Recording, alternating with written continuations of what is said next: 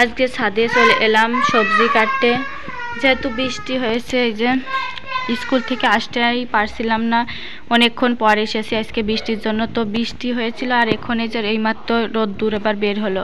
আমাদের ছাদটা ওই যে অর্ধেকটা এই যে এই সাইড থেকে শীষ আসে ভিজে গেছে, সেই জন্য নিচে বসি প্রতিদিন সবজি কাটতে, এই জন্য বসিনি, আজকে ছাদেই চলে এসেছি সবজি কাটতে। আর ছেলেও মানে নিচে থাকলে এটা করব সেটা করব, মানে ফোন দেখতে চাই বেশিরভাগ সময়, এই জন্য ছাদে নিয়ে আসলাম।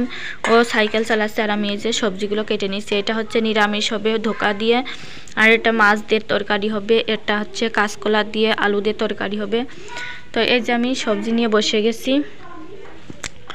আর কালকে এই মরিচের ভোটাগুলো ভাবলাম কি বেছে রাখবো, তো হয়নি, কারণ হচ্ছে অনেক রান্নাবান্না ছিল, অনেক ব্যস্ত ছিলাম, এই জন্য আর কাটটা হয়নি। তো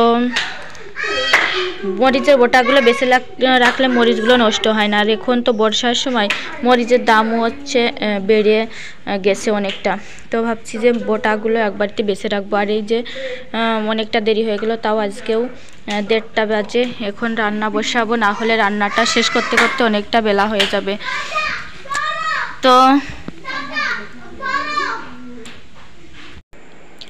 তো সবজি টবজি কেটে তারপরে রান্না বসাবো।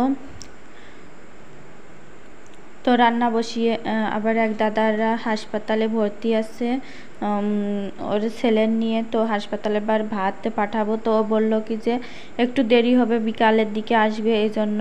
আর স্কুল থেকেও আসতে দেরি হলো, এই জন্য মানে একটু দেরি হলো আজকে রান্না করতে।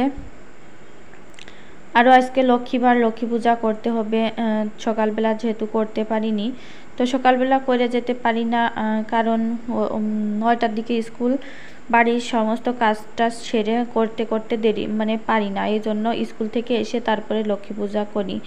তো রান্না করব, তারপরে তাই স্নান টান করে তারপরে লক্ষ্মী পূজা করব। তো আজকের ভিডিওটা এই পর্যন্তই। ভিডিওটা ভালো লাগলে অবশ্যই লাইক শেয়ার আর কমেন্ট করো।